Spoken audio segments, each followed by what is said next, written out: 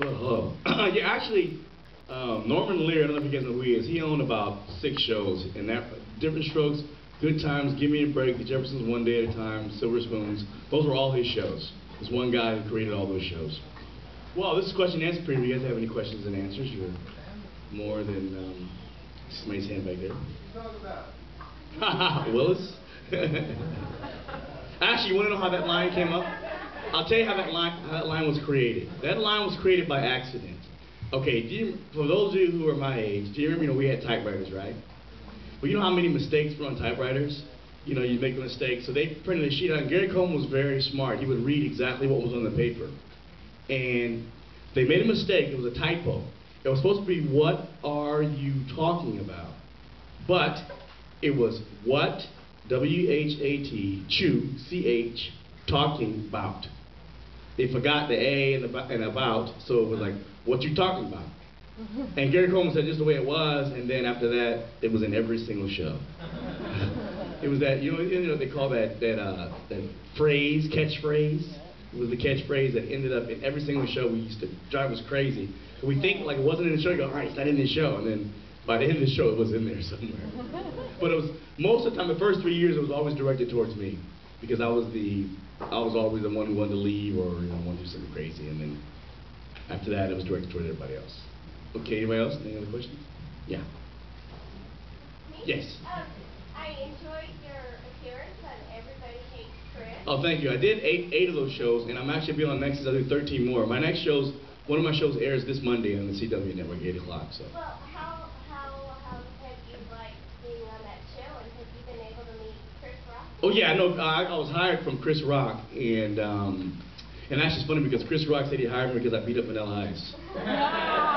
So, but if you see that show, I was 25 pounds heavier, and that's what made me lose weight. I remarked to my husband, he was thinner. Oh man, I saw that show and I was like, wow, I look like balloon head. And I was like, I gotta stop eating. I had to let the Krispy Kreme go. Anybody else? Yeah. How old were you when you guys filmed the pilot? And were you of an age where you understood the character's kind of resentment of his situation and the kind of racial and social overtones behind the show? And well, yeah, when the show started when I was 12 years old, but I was a very seasoned actor. I had been on a lot of shows before that, a lot of mini movie of the weeks. I was in Roots. I was in that miniseries. The last 2 episodes, I think it was 5 and 6. I was in Little House on the Prairie, The Walton. So I had never experienced racism until I came to Los Angeles, California. I'm originally from San Francisco, and it was very multicultural there. And I had never heard a racial word in my entire life being from that city, because no one ever really said anything like that. We got along with everybody. Our best friends were every single color, so we really didn't know.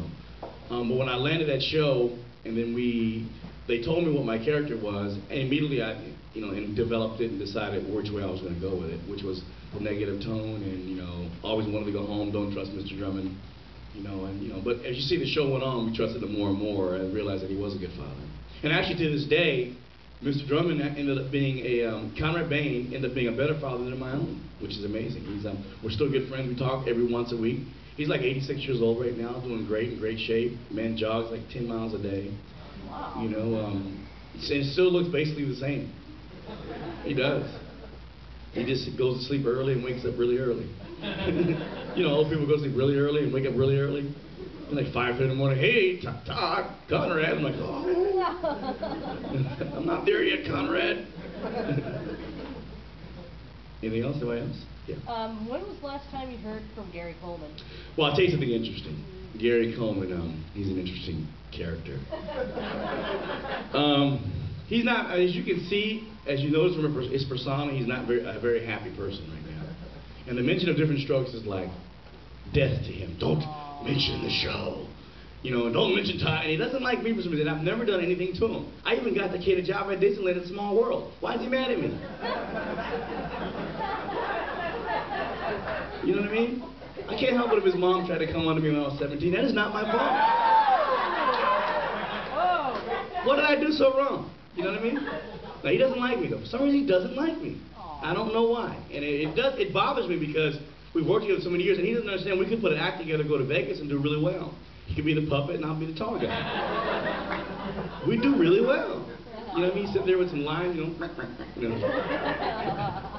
No, but I always hear strange stories about like, people, because we live in the basic same area too, and well, now he's in Utah. We lived in the same area. And, you know, he moved to the Mormon. He's a Mormon now, I guess. Something like that. I don't know. He's in Utah, man. I don't know. Not many black folks move to Utah, you know.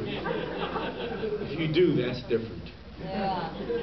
But yeah, he last I heard, his agent said that Gary Coleman will work with anyone but Todd Bridges. And I'm like, That's sad. it is sad, because I'm going to kick the little shit out of his ass when I see him. No, I'm just kidding. He's too small to beat up. Huh? Did you vote for him for president? I know, I voted for the porn star. For governor, I voted for the porn star. I wanted the porn star to win.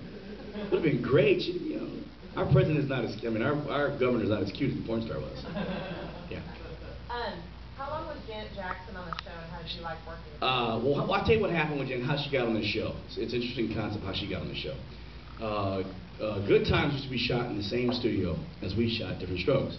And I used to always pass through the hallway and see Jen and be like, yeah, she's cute. And they're like, yeah, that's Michael Jackson. I'm like, I don't care about Michael, but Janet is cute.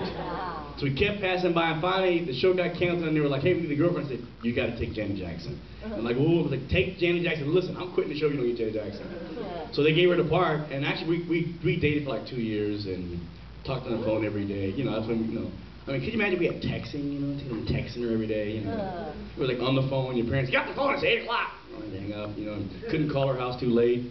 Her mom and dad would get really weird, you know. And Michael would go, what, Todd, don't call, it's too late.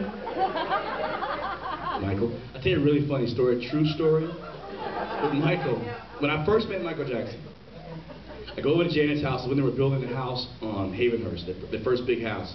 And I go there, and me and Janet are walking around, and I see Michael. He's like, hey, Todd.